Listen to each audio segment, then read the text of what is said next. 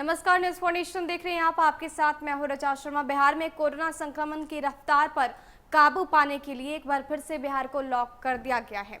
एक बार फिर से लॉकडाउन रिटर्न्स लागू कर दिया गया है और ये लॉकडाउन 17 अगस्त से 6 सितंबर तक के लिए चलेगा। अपर सचिव की अध्यक्षता में एक बैठक की गई थी। इस बैठक में ये फैसला लिया गया। गृह विभाग ने इसको लेकर आदेश भी जारी कर दिया है, जिसमें बताया गया है कि 17 अगस्त से लेकर 6 सितंबर तक के लिए बिहार को फिर से लॉक कर दिया गया है, लेकिन इसके साथ अनलॉक 3 भी जारी रहेगा। ऐसे में कई छूट दी गई है और कई जगहों पर पाबंदियां भी हैं।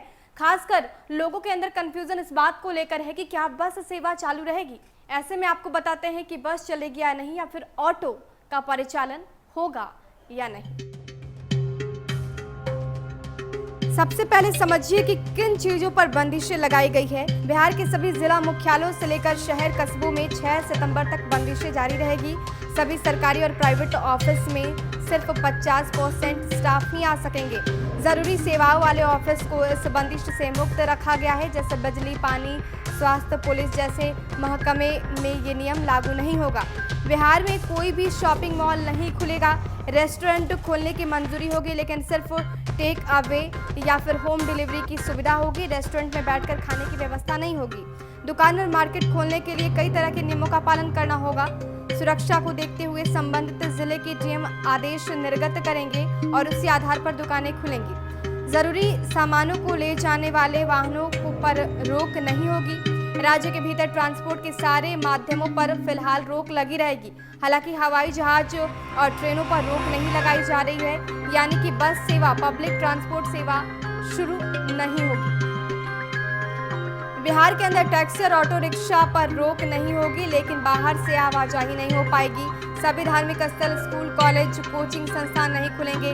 किसी तरह के धार्मिक, सामाजिक, राजनीतिक जमावड़े पर पूरी तरीके से रोक है। पार्क और जिम भी नहीं खुलेंगे। पूरे बिहार में रात में 10 बजे से सुबह 5 बजे तक नाइट कर्फ्यू लगा रहेगा। इस दौरान जरूरी सेवाओं से जुड़ी गतिविधियों को छूट मिलेगी। जरूरत पड़ने पर संबंधित डीएम और भी बंदिशें लगा सकते हैं। बिहार सरकार ने डीएम को यह अधिकार दिया है। इसके साथ आपको बताते हैं कि कौन कौन से ऐसी चीज है जहां पर आपको छूट दी गई। हॉस्पिटल और स्वास्थ्य सेवाओं से जुड़े लोगों को उनके कार्यों के लिए छूट दी गई है। फल, सब्जी, अनाज, दूध, मांस, मछली आदि की दुकानें खुली रहेंगी। बैंक और एटीएम भी खुले रहेंगे। कृषि कार्य में छूट, कृषि कार्य और कृषि से संबंधित दुकानें भी खुली रहेंगी। होटल, रेस्टोरेंट और ढाबे आदि केवल होम डिलीवरी के लिए खुली रहेगी। रेल, हवाई सफर की अनुमति दी गई है। पुलिस, सुरक्षा और आपातकालीन सेवाएं भी खुली रहेंगी। हालांकि इस गाइडलाइन को अगर गौर से देखा जाए तो ये गाइडलाइन पहले जो गाइडलाइन जारी किया गया था उससे मिलता जुलता है। किसी और तरह की इसमें कोई चेंजिंग नहीं की गई है, लेकिन जिस तरह से छूट दी जा रही है, ऐसे में आपकी भी जिम्मेदारी है कि जिस तरह से ये गाइडलाइन बनाया गया है उसको फॉलो कीजिए। ऐसा नहीं है कि आप गाइडलाइन को ताक पर रखकर बाहर निकल रहे हो, वैसी चीज़ें कर रहे हो जो गाइडलाइन में नहीं दी गई है। ऐसे में सतर्कता आपके लिए ज़रूरी है, खतरा आप पर है और समझने की ज़रूरत है। लेकिन इसके साथ लोगों के अंदर ये कन्फ्यूज़न है कि बस सेवाएं चालू रहेंगी या नहीं। तो ऐसे में जो गाइडलाइन दिया गया है उसमें ये स्पष्ट कर दिया गया है कि बस सेवा चालू नहीं रहेगी।